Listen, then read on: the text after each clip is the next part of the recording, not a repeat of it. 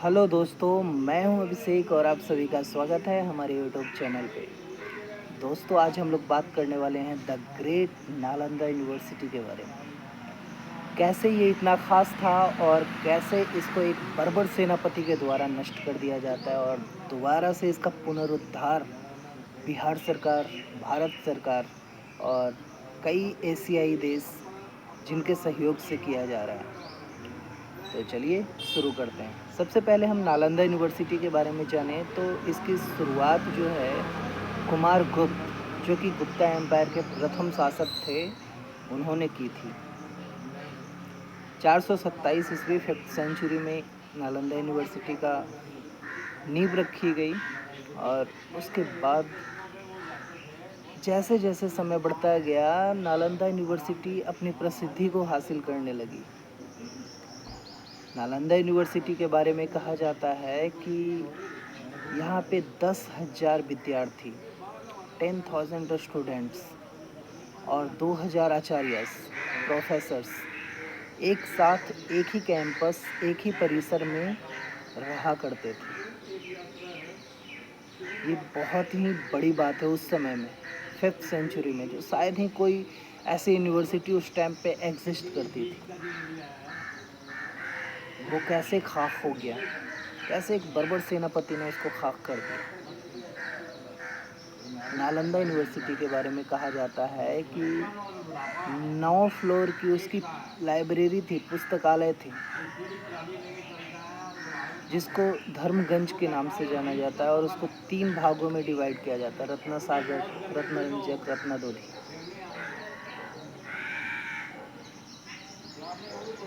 उस लाइब्रेरी में हस्तलिखित, जहाँ की प्रिंटिंग प्रेस उस समय नहीं था, हस्तलिखित 90 लाख प्रतिलिपियाँ थी, पांडुलिपियाँ थी।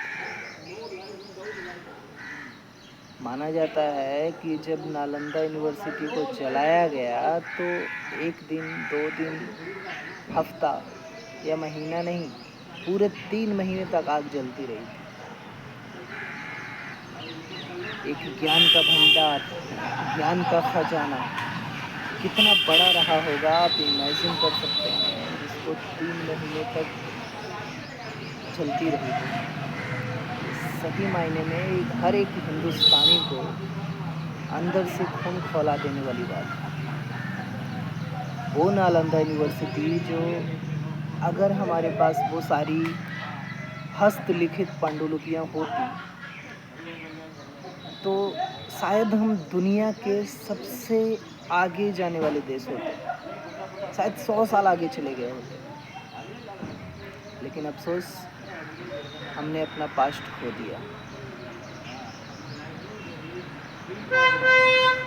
अच्छा, नालंदा यूनिवर्सिटी आज के समय में जब हम बात करते हैं एक अच्छी एजुकेशन की, तो स्टैनफोर्ड, ऑक्सफोर्ड, कैम्ब्रिज, हार्वर्ड जैसे यूनिवर्सिटीज़ का नाम आता है। लेकिन नालंदा यूनिवर्सिटी उस टाइम पे इतनी बड़ी यूनिवर्सिटी थी कि चाइना, तिब्बत, इंडोनेशिया, तुर्की, ईरान, इन देशों से लोग हमारे यहाँ नालंदा में, बिहार में, भारत में आया करते थे और यहाँ पे रह कर के पढ़ाई किया करते थे। लेकिन एक ख़ास बात और है कि जैसे जो आज के टाइम पे वाइवा लिया जाता है, इंटरव्यू लिया जाता है, नालंदा यूनिवर्सिटी में एडमिशन का भी कुछ इस तरह का इंटरव्यू था कि जब आप नालंदा यूनिवर्सिटी के गेट पे ही पहुंचते थे तो वहाँ पे कोई गेटकीपर नहीं होता था, द्वारपाल होते थे, जो कि अपने आप में एक बहुत विद्यमान व्यक्ति थे, बहुत ही विद्यमान होते थे। 100 में से आई थिंक 80 विद्यार्थी जो हैं वहीं से निराश होकर के लौट जाते थे, क्योंकि मेन वाइवा वहीं पे होता था। इतना कठिन सवाल वो पूछते थे कि 100 में से 80 बच्चे जवाब नहीं दे पाते थे और उनको लौटना पड़ता था। 20 बच्चे जो सही मायने में एंट्री ले पाते थे परिसर में, उसके बाद दोबारा से उनका वाइवा होता था आचार्य के द्वारा, और उसमें से भी 10 बच्चे बाहर हो जाते थे। नालंदा यूनिवर्सिटी में रहना, खाना, दवाई सब कुछ बिल्कुल फ्री था। उस समय ये कैसे मैनेज होता था? कुमारगुप्त और उसके बाद जो कन्नौज के राजा हुए हर्षवर्धन, उन्होंने 200 गांव का टैक्स जो है डायरेक्टली नालंदा यूनिवर्सिटी को हैंड ओवर कर दिया, दान कर दिया। वहाँ से इनकी भरपाई हो जाती थी। बाद में पाला राजाओं के द्वारा भी इसे काफ़ी प्रोत्साहित किया गया, तो इस तरह से मैनेज हो जाता था। अच्छा, 10,000 विद्यार्थी के रहने के लिए जगह, पढ़ने के लिए लाइब्रेरी और घूमने के लिए शांति, मेडिटेशन के लिए अच्छे अच्छे स्तूप बनाए गए थे जो बहुत ही नायाब है। नालंदा यूनिवर्सिटी पे 3 दफ़ा जो है हमला हुआ। पहली बार तो मिहिर कुल के द्वारा हुआ, ज़्यादा नुकसान नहीं कर पाए, उसको रिपेयर करवा दिया गया।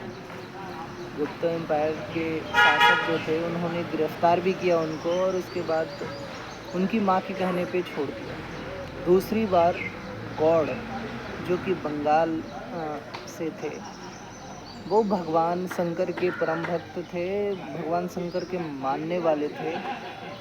उन्होंने बौद्ध धर्म की बढ़ती प्रसिद्धि को देख करके उनको नागवार गुजरी, तभी उन्होंने नालंदा यूनिवर्सिटी पर आक्रमण किया था।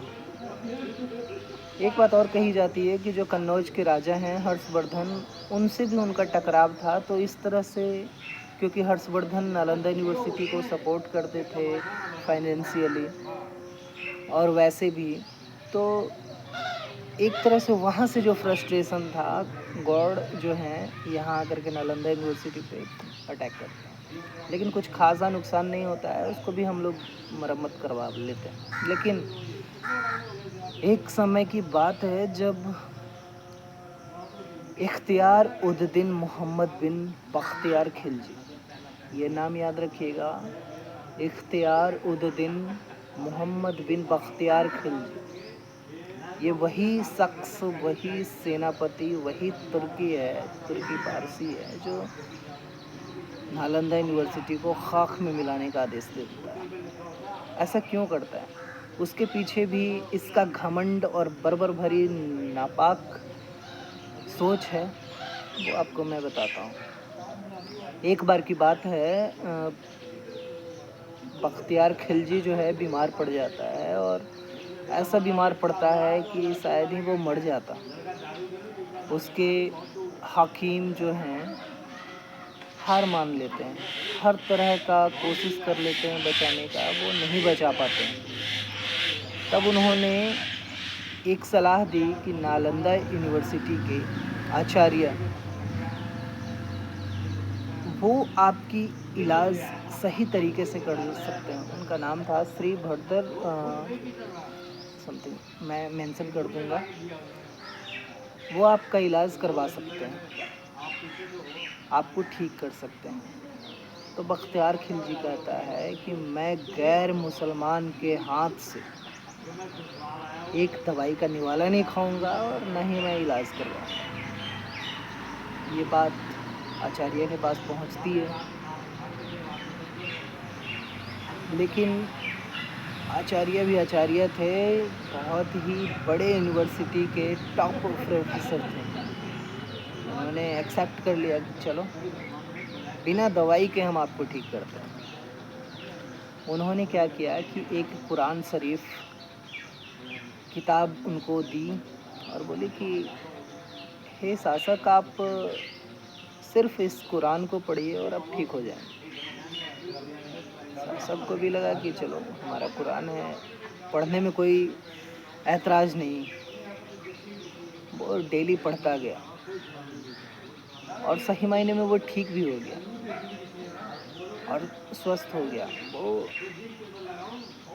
सभी लोग पूछने लगे कि हकीमों ने जो नहीं कर पाए, वो एक भारतीय प्रोफेसर कैसे उसको ठीक कर दिया और कुरान शरीफ देकर, जबकि वो बौद्ध धर्म से है।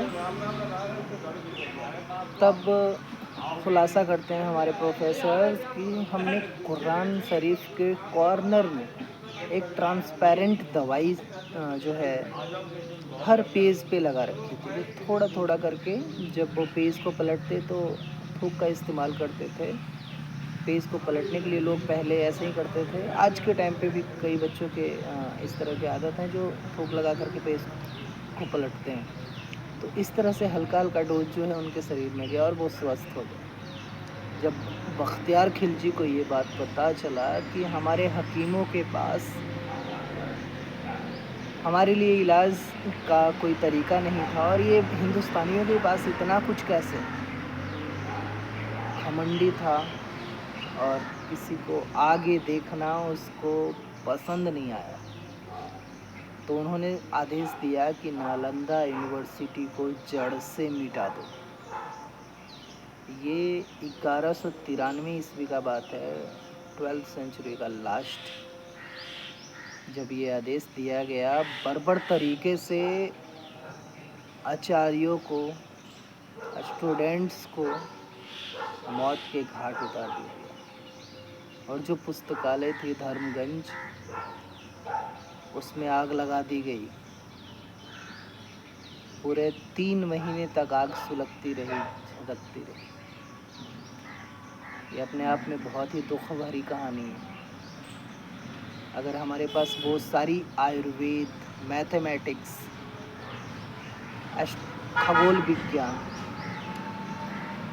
पॉलिटिक्स, हर चीज़ के बारे में, सिर्फ बौद्ध धर्म, कोई धर्म के बारे में नहीं बताया जाता था वहाँ, युद्ध कला, हर चीज़ को सिखाया जाता है, हमने उसे खो दिया। एक बर्बर सेनापति के गुस्से में हमारी नालंदा यूनिवर्सिटी खाक हो गई। लेकिन अच्छी बात है, आज की जो हमारी बिहार सरकार, भारत सरकार और 17 एशियाई देशों के सहयोग से इसे पुनर्निर्माण किया जा रहा है। सबसे पहले बिहार सरकार, उससे पहले मैं माफ़ी चाहूँगा, 2006 ईस्वी में डॉक्टर APJ अब्दुल कलाम, तत्कालीन राष्ट्रपति, उन्होंने नालंदा यूनिवर्सिटी को रीइनोवेट करने का प्रस्ताव बिहार की सदन में रखा था और उसके बाद जब इसे डॉक्टर मनमोहन सिंह द्वारा 2010 में अनुमति दे दी गई एंड हमारे जो बिहार की गवर्नमेंट है, नीतीश कुमार, जनता दल यूनाइटेड, उन्होंने भी बहुत ही अहम कार्य किया नालंदा यूनिवर्सिटी को पुनर्निर्माण करने। उन्होंने 455 एकड़ की ज़मीन मुहैया करवाई ताकि इसे उससे भी बड़ा, उस तरह का तो नहीं बना सकते, लेकिन काफ़ी टाइम लग जाएगा, पर एक कोशिश जो है, एक रिस्पेक्ट जो है नालंदा यूनिवर्सिटी को मिलनी चाहिए थी, वो हमारे नीतीश कुमार, जो कि बिहार के पूर्व मुख्यमंत्री रहे हैं, उन्होंने दिलवाने का काम किया। बाद में जब भारतीय जनता पार्टी, जिनका 2024 जून में नरेंद्र मोदी के द्वारा जो है उस ग्रीन कैंपस का उद्घाटन भी किया गया, जब नरेंद्र मोदी 2014 में सरकार में आए, तभी से इन्होंने काफ़ी साइलेंटली तरीके से पूरी तेज़ी से नालंदा यूनिवर्सिटी को काम करने का जो है, किसी तरह का रुकावट ना आए, इसका पूरा ध्यान रखा। तो नालंदा यूनिवर्सिटी इस इज्जत की तो हकदार है कि चाहे कोई भी पॉलिटिशियन हो, जो या तो फिर महान हमारे वैज्ञानिक डॉक्टर APJ अब्दुल कलाम, या फिर वो नेता जो बिहार को एक ऐसे लेवल पे लेके गया जो अपने आप में ही बहुत ही बड़ो अनोखा है, नीतीश कुमार।